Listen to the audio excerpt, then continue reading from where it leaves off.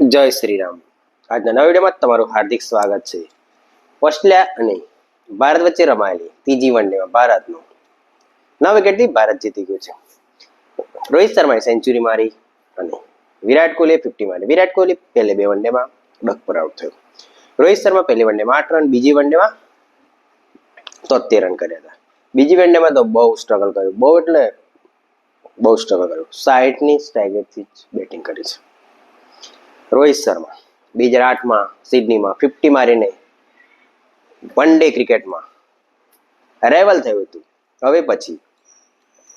કારણ કે હવે પછી 3-4 વર્ષ પછી જ વન ડે સિરીઝ હશે. તો રોહિત શર્મા છેલ્લી વખત ઓસ્ટ્રેલિયામાં, વિરાટ કોહલી અને રોહિત શર્મા છેલ્લી વખત ઓસ્ટ્રેલિયામાં રમી રહ્યા છે. રમીએ હવે 29 તારીખથી 2020 સિરીઝ ચાલશે. એમાં રોહિત શર્મા અને વિરાટ કોહલી રમતા નથી. હવે વિરાટ કોહલી અને રોહિત શર્મા મુશ્તાક અલી ટ્રોફી રમવી પડશે, વિજય હજારે ટ્રોફી રમવી પડશે. જેટલી પણ વન ડેની મેચો હશે ડોમેસ્ટિક, એ બધી રોહિત શર્મા અને વિરાટ કોહલી રમવી પડશે. કારણ કે પ્રેક્ટિસ કરવી અને કોમ્પિટિટિવ ક્રિકેટ રમવું બહુ અલગ વાત છે. કારણ કે હવે 1 મહિના પછી સાઉથ આફ્રિકા સામે વન ડે સિરીઝ રમશે ભારત.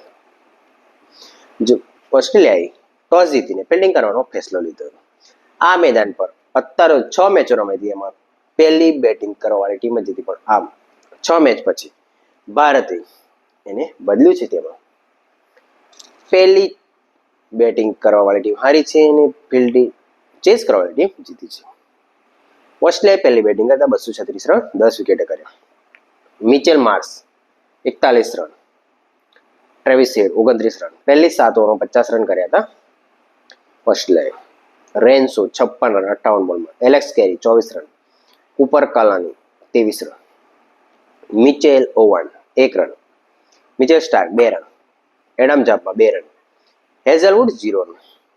બોલિંગની વાત કરીએ તો મોહમ્મદ સિરાજે 5 ઓવરમાં 24 રન આપીને 1 વિકેટ લીધી. હર્ષિત રાણા 8.4 ઓવરમાં 39 રન અને 4 વિકેટ. પ્રસિદ્ધ કૃષ્ણ 7 ઓવરમાં 52 રન 1 વિકેટ. કુલદીપ યાદવ 10 ઓવરમાં 50 રન 1 વિકેટ. અક્ષર પટેલ 6 ઓવરમાં 18 રન 1 વિકેટ. વોશિંગ્ટન સુંદર 10 ઓવરમાં 44 રન 2 વિકેટ.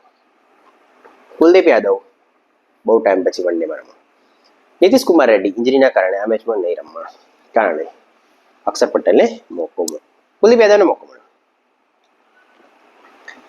અને હર્ષદીપસિંહની જગ્યાએ પ્રસિદ્ધ કૃષ્ણને મોકો મળ્યો. ભારતે એક પરમેનન્ટ વિકેટ કીપરની એક જરૂર છે. કારણ કે કેએલ રાહુલને વિકેટ કીપિંગમાં બહુ ભૂલ થઈ રહી છે. ભારતે ચેસ કરવાની શરૂઆત થઈ, તેમાં રોહિત શર્મા અને શુભમન ગિલે 60 રનની ભાગીદારી કરી. ત્યારે 10મી ઓવરમાં શુભમન ગિલ આઉટ થઈ ગયો. રોહિત શર્મા 121 રન કર્યા 125 બોલમાં, 96.7ના સ્ટ્રાઇક રેટ થઈ, 13 4 અને 3 6. રોહિત શર્માને 4 થી 5 સિક્સની જરૂર છે. જે વન ડેમાં હાઈએસ્ટ સિક્સ મારનાર પ્લેયર બનશે રોહિત શર્મા. શુભમન ગિલ 24 રન આઉટ થઈ ગયો, તેને વિકેટ લીધી હેઝલવુડ. વિરાટ કોહલી 74 રન. વિરાટ કોહલી આની પહેલી ને બીજી વન ડેમાં ડક પર આઉટ થયો 0 રનમાં. સ્ટાર્ક 5 ઓવરમાં 31 રન 0 વિકેટ. હેઝલવુડ 6 ઓવરમાં 23 રન 1 વિકેટ. નાથન એલિસ 7.3 ઓવરમાં 60 રન 0 વિકેટ. કુપર કોલોને 5 over 36 run 0. Adam Zampa 10 over 50 run. Mitchell ઓનવર્કમાં 2 અને Matthew Short 4 over 29 run. Rohit Sharma બીજી મેચમાં 50 અને આ મેચમાં 121 રન. હાઈએસ્ટ રન ઇન્ડિયા તરફથી રોહિત શર્મા છે. શ્રેયસ અય્યર ઇન્જરીના કારણે જેનું સ્કેનિંગ કરવામાં આવી રહ્યું છે. શું શ્રેયસ અય્યર 2020માં રમશે કે નહીં? તમને શું લાગે છે કે રોહિત શર્મા અને વિરાટ કોહલી 2027ના વર્લ્ડ કપમાં રમશે? બહુ ચર્ચાઓ ચાલી રહી હતી આ સિરીઝ વચ્ચે જ કે રોહિત શર્મા અને વિરાટ કોહલી બેમાંથી ગમે તે એક રિટાયરમેન્ટ થશે. પણ અત્યારે એવું લાગી રહ્યું નથી. રોહિત શર્મા હોય કે વિરાટ કોહલી હોય, એ રિટાયરમેન્ટ લે.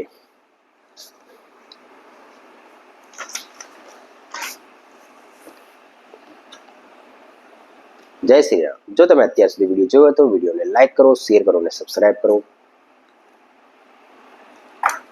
કારણ કે એવું જ કહેવામાં આવતું કે રોહિત શર્મા આ સિરીઝ પછી રિટાયરમેન્ટ લેશે. વિરાટ કોહલી જ્યારે એડિલેટમાં આઉટ થયો ત્યારે જે એને ગ્લવ્સથી જે એક્સપ્રેશન આપ્યા હતા એના પરથી સોશિયલ મીડિયા, યુટ્યુબ બધા પર એવી જ ચર્ચા ચાલી રહી હતી કે રોહિત શર્મા, વિરાટ કોહલી રિટાયરમેન્ટ લઈ લેશે. અને બસનો પણ એક વિડીયો વાયરલ થયો, તેમાં આ રીતે ઇશારો કર્યો હતો કે મારી સેકન્ડ લાસ્ટ મેચ છે, એવું બધા યુટ્યુબ પર અને એના પર ચર્ચા ચાલી હતી. પણ રોહિત શર્મા અને વિરાટ કોહલી અત્યારે રિટાયરમેન્ટ લઈ રહ્યા નથી. જ્યારે 2027 એટલે 2 વર્ષ પછી ત્યારે રોહિત શર્મા 40 વર્ષ થઈ જશે અને વિરાટ કોહલી 39 વર્ષ. શું ત્યાં સુધી એમની ફિટનેસ સારી રહેશે કે તે ત્યાં સુધી રમશે? તમારે શું કહેવું છે? કોમેન્ટ કરો. હવે 29 તારીખથી 2020 મેચો 5 2020 ઓસ્ટ્રેલિયા વચ્ચે અને ભારત વચ્ચે રમાશે. પહેલી મેચ 2 મેચ હારી ગયું ભારત સિરીઝ હાર્યું, પણ ભારત વ્હાઇટ હોર્સને બચાવ્યો. કારણ કે આ મેચનો આ ગ્રાઉન્ડ જે સિડની ક્રિકેટ ગ્રાઉન્ડ છે એનો ફર્સ્ટ ઇનિંગનો એવરેજ હાઈએસ્ટ સ્કોર છે 312 રન, જેને ભારતે 236 રનમાં ઓસ્ટ્રેલિયાને રોકી દીધું. ભારતે 38.3 ઓવરમાં 236 રન ચેઝ કર્યા અને 9 વિકેટે ભારત ત્રીજી મેચ જીતી ગયું અને ભારતે વ્હાઇટ હોર્સને બચાવી લીધો. ભારત 2-1થી ઓસ્ટ્રેલિયા સામેની વન ડે સિરીઝ હારી ગયો. કે રોહિત શર્મા અને Virat Kohli ICC champions ટ્રોફીની final પછી 255 દિવસ પછી વન ડે ક્રિકેટ અને કોમ્પિટિટિવ ક્રિકેટ રમ્યા છે. એમાં ભારત રમ્યા આઈપીએલ, પણ વન ડે ક્રિકેટ 255 દિવસ પછી રમ્યા. કારણ કે કોમ્પિટિટિવ ક્રિકેટમાં ડાયમેન્શન, બોલિંગ બધું ડિફરન્ટ હોય છે. બીજી પ્રેક્ટિસ કરો, પણ જો તમે કોમ્પિટિટિવ ક્રિકેટ ના રમો તમે ફોર્મમાં આવતા વાર લાગે. તેથી વિરાટ કોહલીને 3 મેચ લાગી, રોહિત શર્માને 2 મેચ લાગી.